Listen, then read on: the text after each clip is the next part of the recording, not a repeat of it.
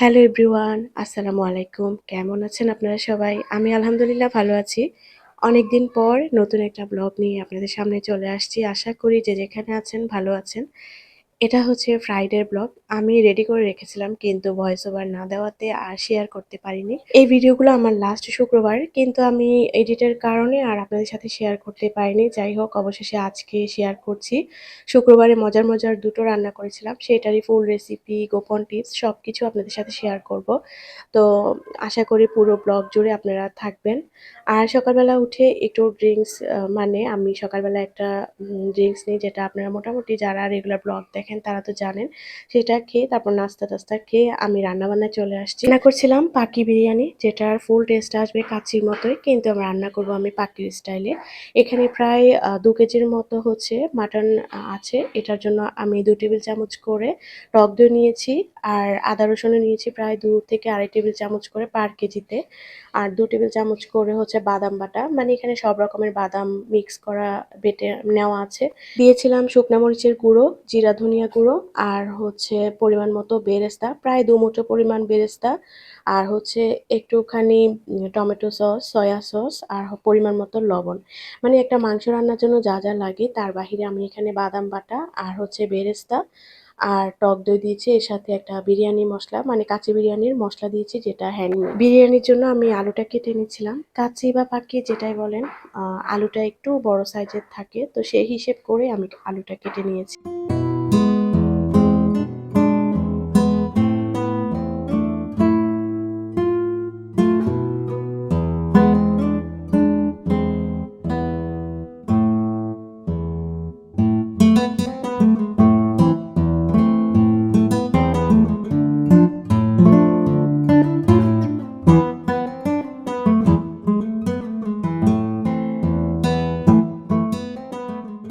আলুটা কেটে তারপর হচ্ছে আমি লবণ দিয়ে সেদ্ধ করব। আর এটা আমি বেশি সেদ্ধ করব না। মোটামুটি 50% বা 60% এর মতো সেদ্ধ করব। আর এদিক দিয়ে হচ্ছে যে মাটনটা রেডি করে রেখেছিলাম, সেটাও আমি গরম তেল দিয়ে তারপর হচ্ছে চুলায় বসিয়ে দিব। কিছুক্ষণ রান্না করে নিব। মোটামুটি 60% এর মতো রান্না করে নিব। যদি কাচ্চি করতে চান তাহলে হচ্ছে এটার উপরে কাচ্চির বাকি প্রসেসটা দিয়ে দিলেই হবে। তবে আজকে আমার চাল যেহেতু একটু কম ছিল তাই আমি রিস্ক নিইনি। কাচ্চির ক্ষেত্রে হচ্ছে চালের ভারটা একটু বেশিই লাগে, না হলে একটু রিস্ক থেকেই যায়। আলুটা মোটামুটি সেদ্ধ হয়ে আসলে আমি নামিয়ে ঠান্ডা করে নিব। আর আমার হুট করে মনে আসছে যে আমি মাটনে কোনো আদা রসুন দেইনি। আসলে মাটনের যে গ্রেভিটা আছে সেটা দেখে আমি বুঝতে পারছিলাম যে একটু পাতলা, পাতলা লাগছিল। তাই পরে দেখে নিলাম যে আদা রসুনটা দেওয়া হয়নি, তাই আমি দিয়ে নিলাম। তো এটা আমি রান্না হতে দিয়ে আমি অন্য কাজে চলে যাব। আর এখান দিয়ে যে আলুটা সিদ্ধ করে নিয়েছিলাম সেটা সামান্য লবণ আর জর্দার রং মেখে আমি রেখে দিব। এর মধ্যে আমি বাকি রান্নার প্রসেসে চলে যাব।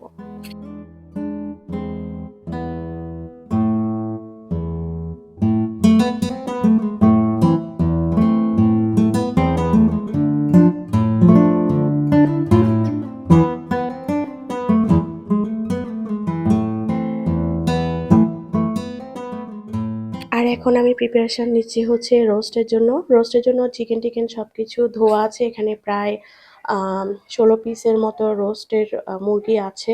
মানে একটা মুরগিকে ৪ ভাগ করলে যেটা হয়, আর এটা হচ্ছে সোনালী মুরগি। যাই হোক এখানে আমি সামান্য সয়া সস আর হচ্ছে একটু জর্দার রং, লবণ দিয়ে মেখে রাখবো। তারপর হচ্ছে আমি হালকা করে ভেজে নিব যাতে করে এটার জাস্ট কালার লাগে। তবে ভেতরে যাতে বেশি ভাজা না হয়। বেশি ভাজা হয়ে গেলে এটা একটু ড্রাই হয়ে যেতে পারে রান্নার পরে।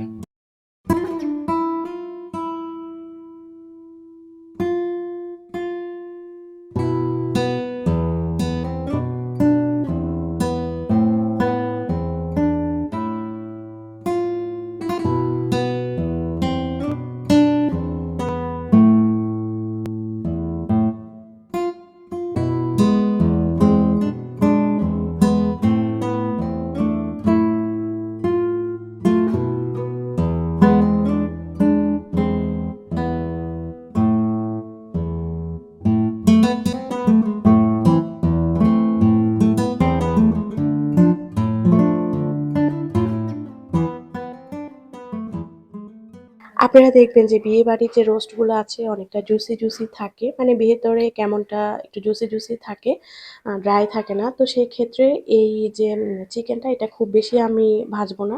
সামান্য এপিঠ-ওপিঠ করে আমি ভেজে নিবো। এর মধ্যে যে চিকেনের জন্য মানে চিকেন রোস্টের যে মসলা আছে সেটা আমি রেডি করে নিবো। এখানে পার আম পিসে মানে একটা মুরগির জন্য আমি প্রায় ২ টেবিল চামচ করে আদা রসুন বাটা নিয়েছি। আর হচ্ছে ২ টেবিল চামচ করে বাদাম বাটা নিয়েছি। এখানে সব রকমের বাদাম হচ্ছে মিক্স করা আছে। আর টক দইও নিয়েছি প্রায় ২ টেবিল চামচ করে। আর একটা রোস্টের মসলা যেটা হাতে তৈরি করা হয়েছে মানে বাসায় রেডি করা আছে। আপনারা চাইলে যেকোনো রোস্টের মসলাই ইউজ করতে পারেন। আর সামান্য জিরা ধনিয়া গুঁড়া ইউজ করেছি। আর সেই সাথে ঝালের জন্য আমি সামান্য শুকনো মরিচের গুঁড়া দিয়েছি। আসলে ঝালটা হচ্ছে যার উপরে ডিপেন্ড করে। যে যেমন ঝাল খেতে চায় তেমনটাই করবে। আমাদের বাসায় যেহেতু আমি একটু মিষ্টি রাখবো, বাচ্চারা আছে সেক্ষেত্রে আমি একটু কমই দিয়েছি। আর দিয়েছিলাম পরিমাণ মতো লবণ। মসলাগুলো ভালো করে মিক্স করে তারপর আমি একপাশে রেখে দিয়ে এখন হচ্ছে রান্না করে নিব। তেলের মধ্যে বেশি করে পেঁয়াজ কুচি দিয়ে তারপর পেঁয়াজ বাটা দিয়েছিলাম আর এরপরে হচ্ছে রেডি করা মসলাটা দিয়েছি। এখানে কিন্তু যে বাদাম বাটাটা ছিল সেখানে হচ্ছে কিছুটা কিশমিশ আর কাঁচামরিচও ছিল, সেটা আমি বলতে ভুলে গিয়েছি। এখন হচ্ছে মসলাটা ভালো করে কষিয়ে নিব। আমি হচ্ছে টমেটো সসটা দিতে ভুলে গিয়েছিলাম, সেজন্য এখন টমেটো সস আর সয়া সসটা দিয়ে নিচ্ছি।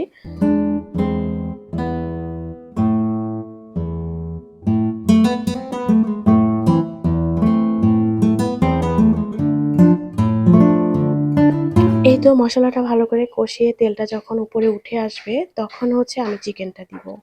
আর রোস্টের ক্ষেত্রে কিন্তু তেলটা যখন একদম উপরে উঠে আসবে অনেকক্ষণ পরে তারপর হচ্ছে রোস্টের মাংসটা দিয়ে দিতে হবে।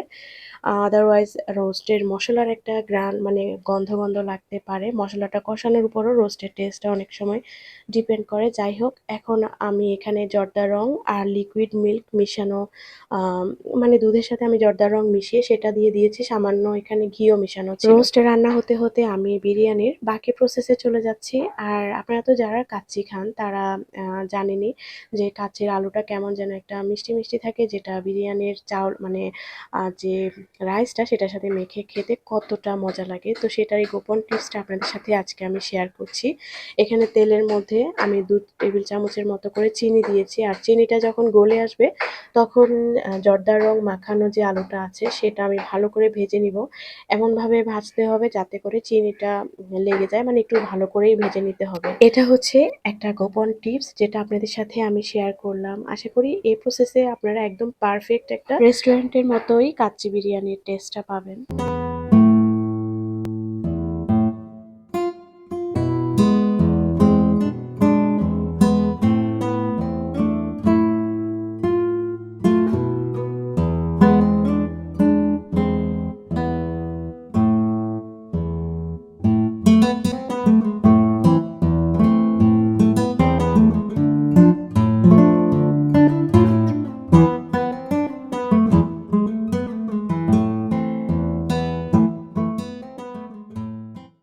যতবারই আমি আলু ভেজেছিলাম ততবারই আমি ২ চামচ করেই মোটামুটি চিনি দিয়েছি। আর চিনিটা গলে আসলে তারপর আলুটা ভালো করে ভেজে নিয়েছি। আসলে দেখতে হবে যে আলুর গায়ে চিনিটা একদম মাখা করে লাগে নাকি, ভালো করে ভাজা হয়েছে নাকি সেটাও খেয়াল রাখতে হবে। এদিক দিয়ে যে রোস্ট রান্নার জন্য দিয়েছিলাম সেটাও অলরেডি রান্না হয়ে গেছে। আসলে রোস্ট রান্নার সময় না বারবার কিছুক্ষণ পরই নাড়াচাড়া করতে হয়, মানে একটা খুন্তি দিয়ে নাড়াতে হয়। কারণ হচ্ছে যেহেতু বাদাম-টাদাম থাকে এটা নিচে দিয়ে লাগার পসিবিলিটি থাকে। সেজন্য হচ্ছে আমি এখানে একদম দাঁড়িয়ে থেকে রোস্টটা রান্না করেছি। আর আজকে কারেন্টও ছিল না মাঝখানে, তো তাড়াহুড়া করে রান্না করতে হাতের মধ্যে অলরেডি একটু গরম ভাব লেগেছে। এটা ভালো পরিমাণেই লেগেছে, মানে অনেক জ্বলছিল। যাই হোক, ঠোসা পড়েনি। আমি ঠান্ডা পানির মধ্যে অনেকক্ষণ চুবিয়ে রেখেছিলাম। তো আলুটাও প্রায় হয়ে এসেছে। এখন হচ্ছে আমি বাকি প্রসেসে চলে যাব।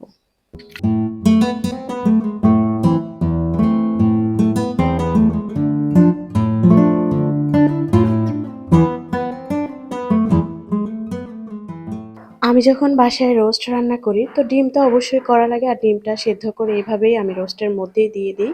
সেই ডিমটা খেতে খুবই মজা লাগে। সবাই ডিমটা খাবে না, তাই একটু অল্প করে দেওয়া। আর রোস্ট রান্নার একদম শেষ মুহূর্তে দিয়েছি কিছুটা গুঁড়ো দুধ, আর এর মধ্যে হচ্ছে ঘি, কিছুটা কাঁচামরিচ আর হচ্ছে বেরেস্তা।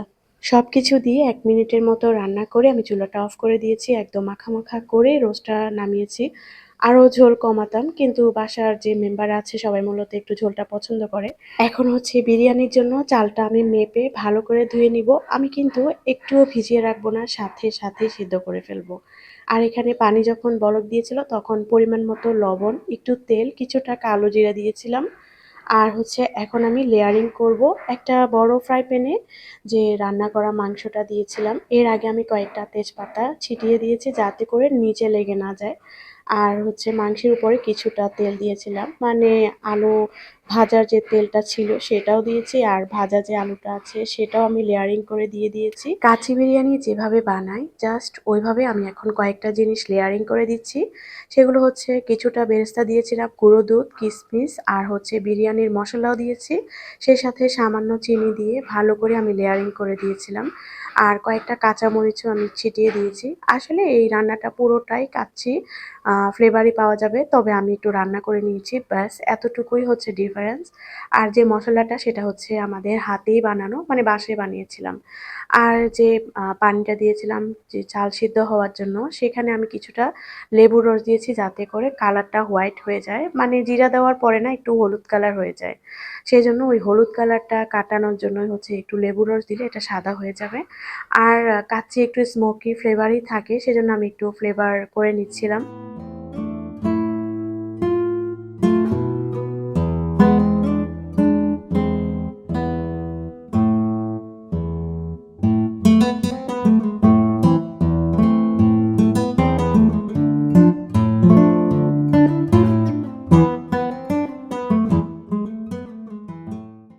এখন হচ্ছে বিরিয়ানির একদমই শেষের স্টেপ, মানে চালটা ভালো করে পানি ঝরিয়ে তারপর হচ্ছে লেয়ার করে দিয়ে দিব। আর চালটা প্রায় 70% এর মতো আমি কুক করে নিয়েছিলাম, মানে মোটামুটি একটু আঁশ আঁশ রয়ে যাবে, তবে যখন দমে দিব এটা একদম পারফেক্ট ভাবে কুক হয়ে যাবে। আর চালটা একদম গরম গরম মেলে মেলে দিব যাতে করে সব জায়গায় সুন্দরভাবে যে মাটনটা আছে সেটার উপরে থাকতে পারে। এরপরে আমি কয়েকটা কাঁচামরিচ দিব। আর উপরে হচ্ছে এখানে লিকুইড মিল্কের সাথে কিছুটা জর্দা রং আর একটু ঘি মিশিয়ে তারপর দিয়েছি। আবার আলাদা করে ঘিও দিয়েছিলাম, মানে ঘি আমার অনেকবারই দেওয়া হয়ে গেছে।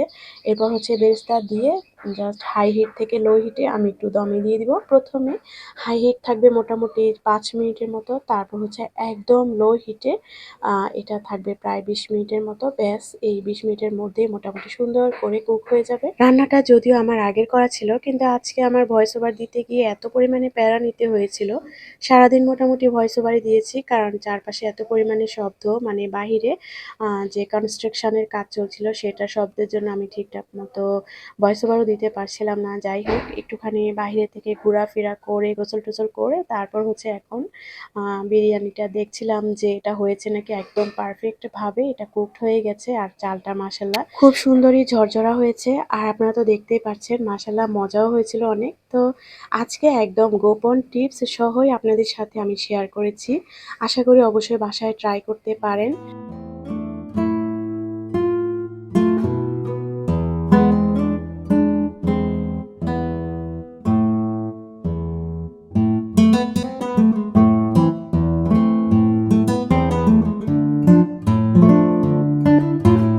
আর এখন হচ্ছে খাওয়া-দাওয়ার পালা।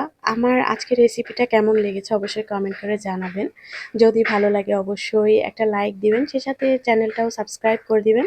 ইনশাআল্লাহ আমি রেগুলার হয়ে আপনাদের সাথে সুন্দর, সুন্দর ভিডিও প্রেজেন্ট করার ট্রাই করব।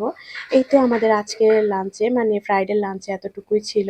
শেষের দিকে মনে হয়েছে বাসায় কাবাব করা ছিল, সেটাও আমরা ভেজে নিয়েছি। মানে টেবিলে যখন খাবার-দাবার নিয়েছিলাম তখন আমার ভাগ্নি বলল বাসায় কাবাবও করা আছে, সেজন্য কাবাবটাও একটু ভেজে নিচ্ছিলাম। এটা হচ্ছে জালি কাবাব। একদম পারফেক্ট একটা বিয়ে-বাড়ির খাবার-দাবার আজকে খেয়েছিলাম। লাস্টে মানে কোল্ড ড্রিংকসও ছিল, সেটার ভিডিও করিনি। তো ব্লগটা কেমন লেগেছে অবশ্যই কমেন্ট করে জানাবেন কিন্তু। তো আমি সবকিছু শেষ করে সবার খাওয়া-দাওয়া শেষ করে এখন হচ্ছে নিজের জন্য একটু সার্ভ করে নিয়েছি। মাখানো সালাদ, রোস্ট, ডিম আর হচ্ছে কাবাব, সে সাথে কাচ্চি। আজকে তাহলে এখানেই বিদায় নিচ্ছি। ভালো থাকবেন। আল্লাহ হাফেজ।